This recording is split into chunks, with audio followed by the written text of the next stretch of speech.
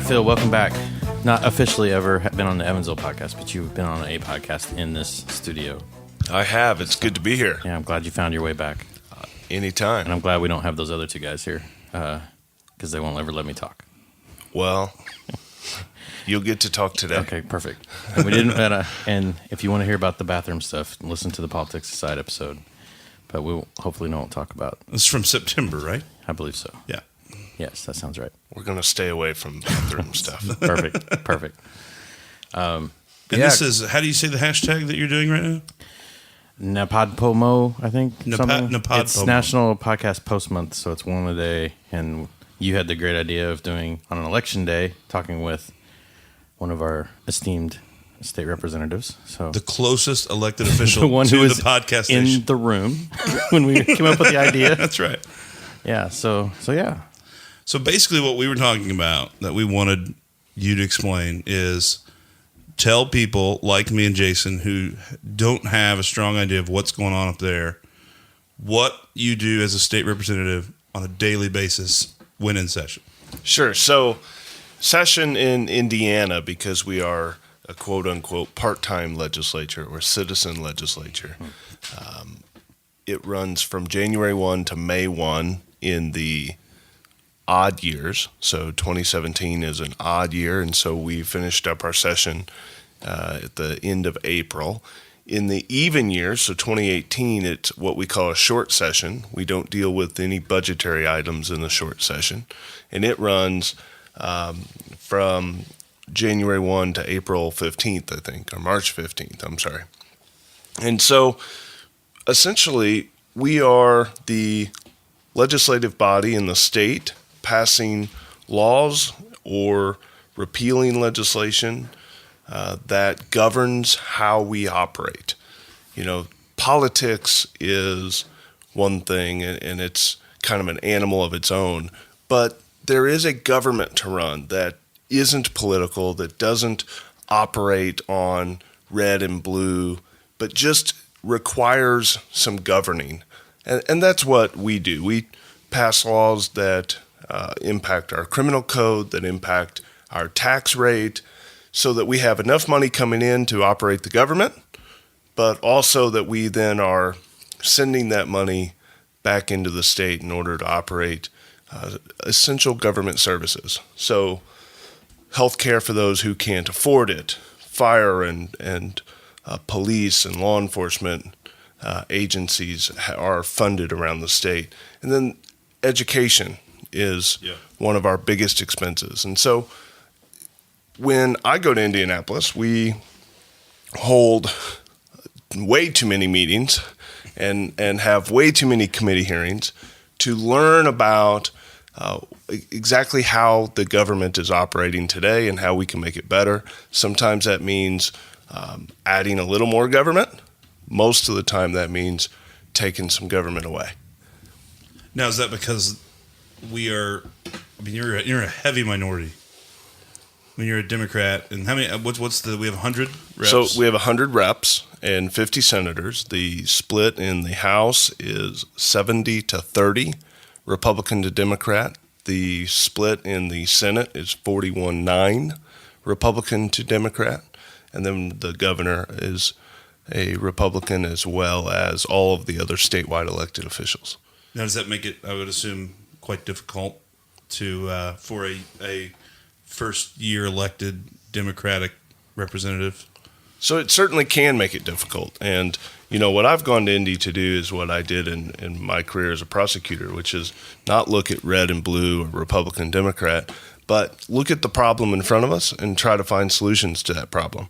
And so I've worked with Republican reps from all over the state to make sure that we're producing the best policy that we can. I've got kind of a motto that I follow every time I'm going to vote on something. Is it good policy? Does this make sense for the state of Indiana? Does this allow my constituents in Evansville to feel more secure in their jobs?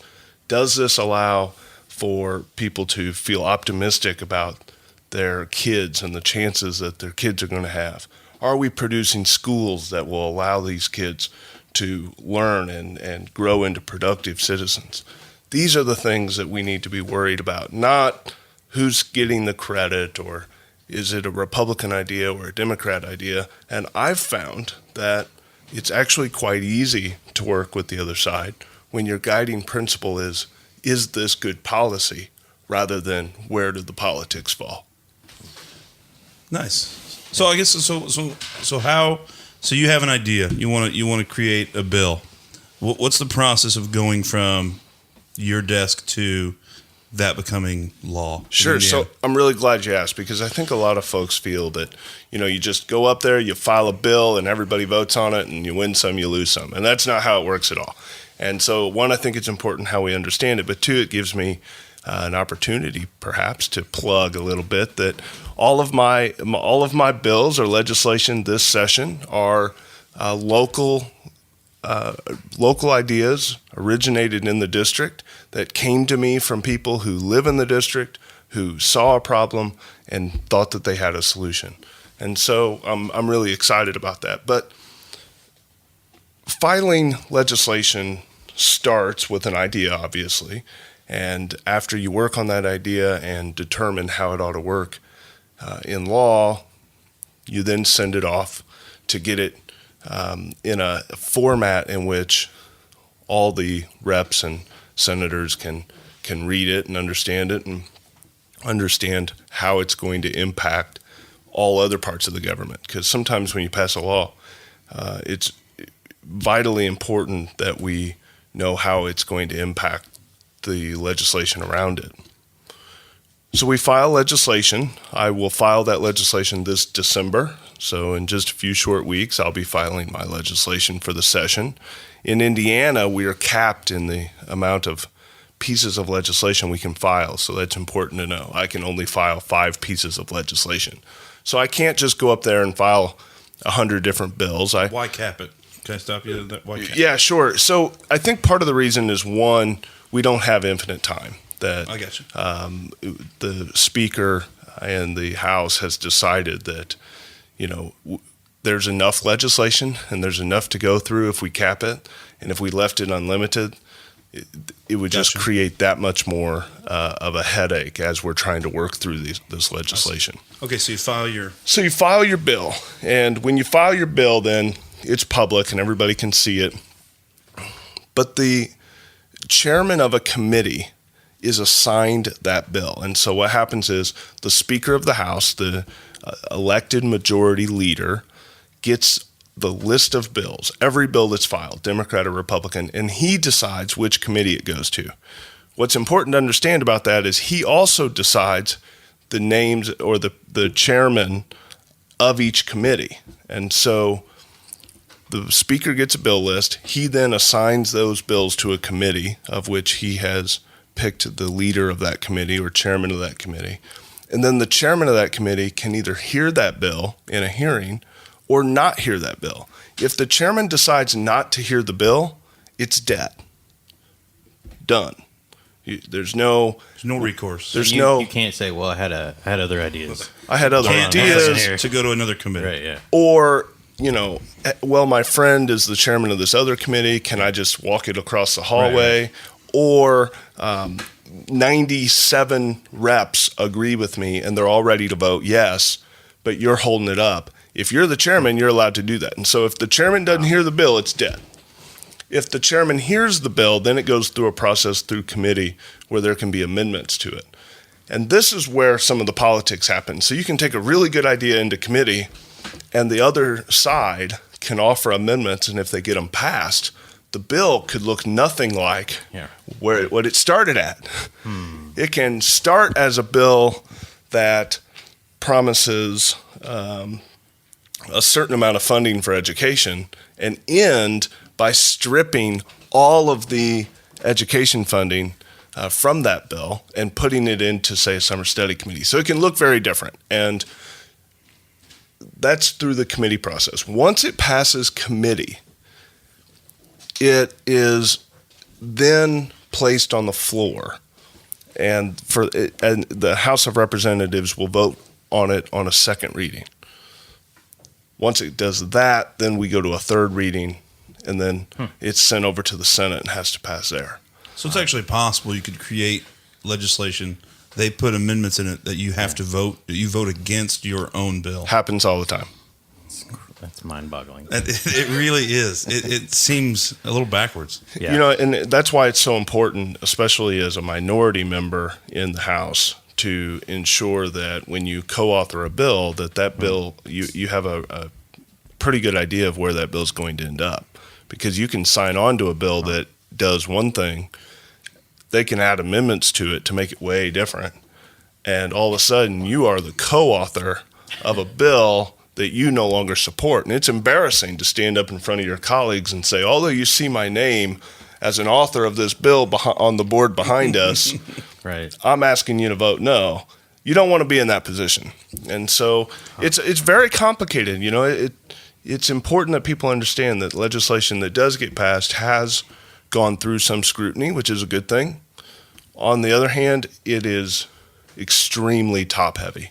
The Speaker of the House is, in my opinion, the most important and most powerful man in the state, has more power in a lot of ways than the governor.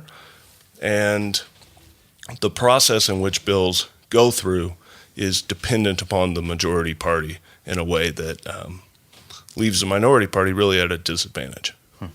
Wow. No, so the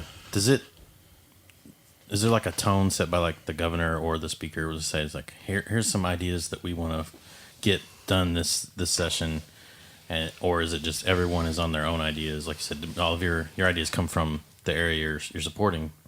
So yeah, how does that work? Yeah, so I'd answer that in a couple of ways. So there are always ideas or pieces of legislation or sectors in which we know that we're going to deal with in a big way. So last year it was the roads funding, and everybody had an idea that we were going to do something on roads. It was what did that legislation look like? Next year it's going to be alcohol and workforce development. The speaker has kind of said we're going to really be talking a lot about workforce development, and then there's an idea that we're probably going to handle alcohol laws in some way. Sunday sales probably is going to happen. We'll see what else that entails. Breaking news, Evansville podcast. Right. Sorry. We'll see. So, yes, there is a tone set by the speaker and the majority party, but then there's also, strategy. Quite frankly, I don't know that my leadership would like me talking about this, but it should be known. They won't listen. Don't worry about it. It should be known that there's strategy to a lot of this, and so the respective parties get together privately and discuss, okay, where are we headed? What are the ideas that we're going to be talking about? And the Republicans will have their set of ideas and agenda items. We'll have our set of ideas and agenda items.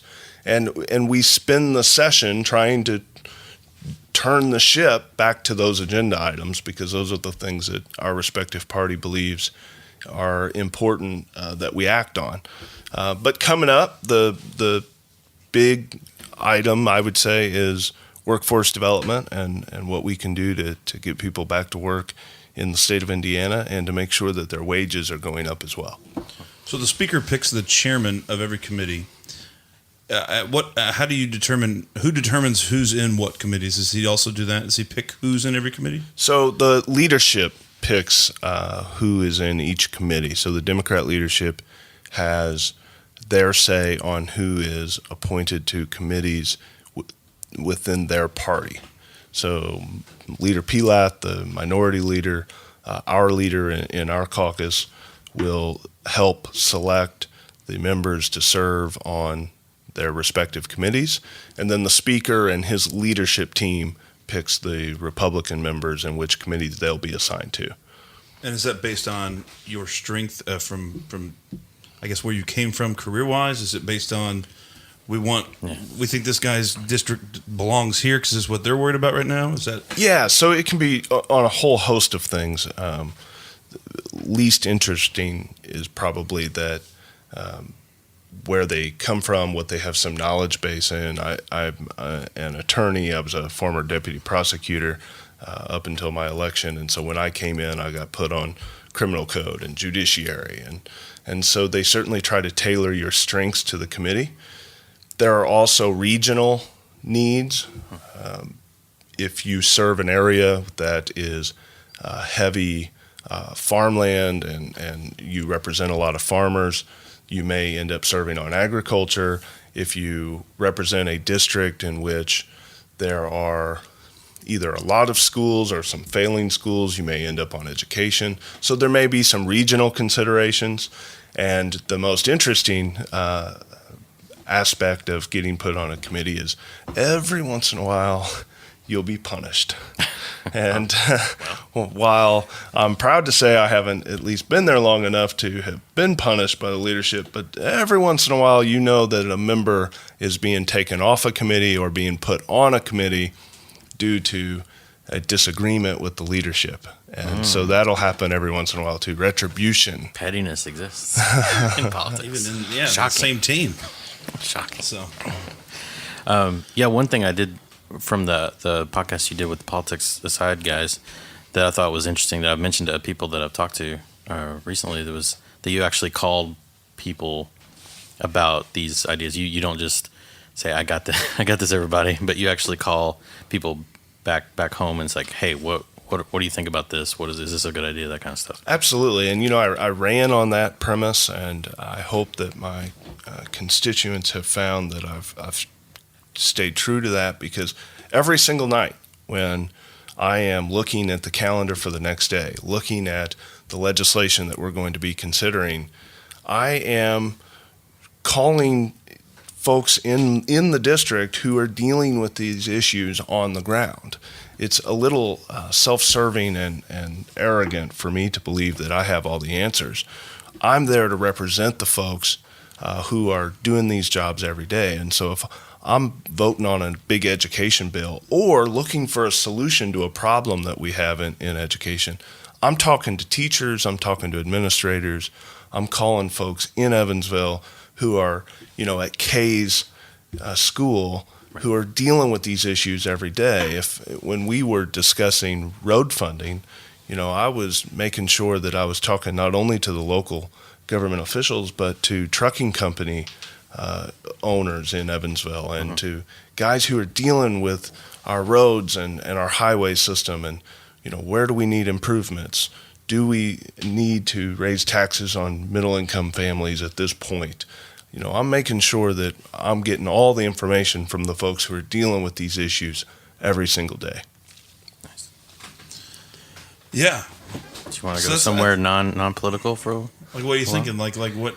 He's probably hobnobbing with your most power. Where's your power lunch spot up there? Yeah, there you go. Ooh, so St. Elmo's? I feel like if I go up there on Tuesday, am I gonna run into you eating shrimp cocktail there? no, this won't surprise you, Corey. You've known me a while, but my wife and I, as nice as it is to go to a nice dinner every so often, we're more Lockmuller type folks, which is I don't know what that means. A little. They wouldn't appreciate this, but just a know-nothing bar across the street from the Capitol with fried food and burgers and chicken wraps and. Sounds familiar. Wraps. This isn't a man of the people answer either. I've seen you live this. No. In fact, to make a connection to the last time I was here, Representative Ober went with me. He's Representative Ober is the chairman of the Utilities Committee, a Republican, a good friend of mine, also a millennial, and the youngest member of the. Yeah, he didn't catch you since last of the House. He did not. No, okay. But we recently were out to dinner with our significant others and some other reps, and we were all, suit and tie, and it was one of these fancy schmancy places, and he has plenty of jokes about my reading of the menu and not quite knowing what this Grey Poupon might be like or this fancy item. So no, I prefer Lockmuller's or one of those places there off the Capitol where I can get a hamburger and some fries and occasionally maybe a beer. So how much are you actually up there? So you said it's while we're in session, January to May, you said? Yeah, while we're in session, I leave Evansville at Monday morning at 5 a.m., and that gets me up there in time for committee hearings and or Monday session. And then I'm there until Thursday afternoon, and I get in anytime between, say, noon and 8 p.m., depending on what Thursday looks like. So it's a lot of I-69. That's a lot. I mean, fortunately, they have I-69 now for the most part. Probably makes you really interested in getting on the committee that finishes it. Yeah, let's finish this. No, please don't forget about this part. It has been disappointing, I'd say, not only that we've struggled to finish this highway. No other place in the state would put up with this kind of lengthy debacle, I'll call it. Yeah. Quite frankly, I've been disappointed in legislators around the state just don't realize that it's not done, that we've had companies go bankrupt because they weren't properly screened, and that we're still dealing with this. We've been talking about this highway my entire life, and it's time that we get it done. We are to Bloomington. It's great. We are going to get it done. I think that the governor understands it needs to get done. We have Lieutenant Governor Suzanne Crouch, who drives it every weekend. So hopefully that'll help progress it. That's a good point. Yeah, stuff will get done when the people in charge We are just like, need more people in leadership. this sucks. Let's get this done. It is. I got to tell you, we have reps from northern Indiana who talk to me about the highway like, oh, yeah, we fixed that a few years ago. That's really nice, isn't it? I'm thinking, I sat in it for an hour on the way here. You have no idea that it isn't done, that we just had a company go bankrupt because you picked the wrong one. And so we need to make sure that we are getting this highway done. But even more, we need to elect people in southern Indiana who will help me tell the story of all the wonderful things that are going down here. Yeah, we have always felt a little shut off from the rest of the state. It's a little ignored. It's like that in sports as well. Yeah. Okay, so what other? Let's we broke the news that we're going to have Sunday sales next year. Yes. What other spoilers can we give out? Well, to really make this one of the most highest listened to episodes. Right. Well, I may do. I do think that we're going to handle an alcohol bill. The disclaimer I would add there is that we've been saying that for a long time, and you never know what's going to happen. And when all the special interests get involved, it can get really messy and dirty. But I do think Sunday sales is going to occur. What'll be interesting is if we go further, if we do something on cold beer sales or liquor or other parts of the industry, and when and who can sell what. Yeah. That'll be the interesting part, and that may be where it all falls down. And then we'll hit gambling and whatever. We're moving Just on everything land else. already. Yeah. But Have you guys been? I haven't been yet. I've not. I tell you, for folks who have not been, the on-land Tropicana Casino is as nice as they promised. It is looking good, and I think that it's going to be a great asset and a great partner to Evansville and to southern Indiana. Friend of the show, Karen Edwards, actually went today. She loves it. She's been 3 or 4 times. Does she still call it the? She says the boat. Okay. Everybody calls it the boat. Yeah, still the boat, even though it's not a boat at all. I do it too. I think it's going to take me 10 years to get out of that. I would. You have to kind of watch that too, I bet, because people are going to be like, "This guy doesn't even know what he's spending so much time in Indy. Doesn't even realize it's not a boat." Well, I can assure you that I have a wife who, even if I thought that I was going to stay an extra night, she expects me to be home because trash pickup is coming and the lawn needs to be cut, and there's all sorts of jobs around the house that there's no time for me to play around in Indy. Sure. So when you're up in Indy, are you constantly in meetings, or is there downtime that you have to figure out what to do? Yeah, so, I campaigned for this job. I begged people to support my campaign, and so I certainly don't in any way want to sound like I am complaining, because it's been the greatest honor of my life, and I have absolutely no complaints. But to say that there's downtime would just not be true. It is a 24-hour gig almost. I mean, You certainly have some time to sleep, but other than that, you're up early and you're headed to meetings, and you're in meetings all day long, and oftentimes in the evening there are all kinds of events that you are expected to be at, and to be fair, that you go to because it makes you better at your job, because at those events, you not only are learning about what's going on around the state in different industries and different sectors, but you're also getting an opportunity to chat with the other reps and your colleagues in a space in which isn't in that dome and isn't in a professional setting, but can sometimes be a little more relaxed. And so you're able to have relationships that can be fruitful for your district. Some of my greatest friends in the State House, I have formed those relationships, at dinners or at hearings that aren't necessarily at the Capitol, but are elsewhere while we're learning about what's going on in this industry or that industry, or on a trip to a school or whatever we may be doing. You're not bailing at 3 and going home and It's not binge just, watching No, Stranger no. Things. it's not just courtside at the Pacers. Right. Yeah. I mean, sure, you can get a lot Sure. of business done at the Pacer game, right? Right. I know this would be shocking to you, but I, as a freshman Democrat rep, I don't get the courtside seats. No? Every once in a while, I may be invited to an event, Oh, man. but courtside. So when we're watching a Pacer game and we see you courtside, that's when we know you've made it? Is that the idea? I think what's more important is when you see at 9 a.m. when I've added an amendment to a bill to make sure that we're protecting schools in Evansville. They don't show that on ESPN. I think we'll know when he's being punished, though, is that they make him go to Colts games. That's right. All right. Well, anything you got? What else you got? I'm good. I don't, We don't need to do a hypothetical or super fight because he's by himself. yeah, that would be weird. In hypothetical, that's a different show. Oh yes, that's right. I'm so sorry. We don't want to anger that host. I missed that show. I remember I used to listen to it all the time. That show's a great show. It coming soon to a podcast near you. All right, Ryan. Ryan, thanks. Hey, thanks for having me on. Hopefully, we'll do it again. Yeah, Yeah, for sure. We'll get you on Corey's stories. Ooh, Corey Stories. What's coming up on Corey Stories? I'm going to get with David Rudaball. We were talking about all the good things he's doing at White Swan with the flavor lavender right now. Oh, lavender.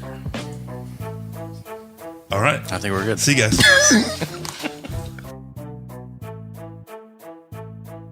Good job, everybody.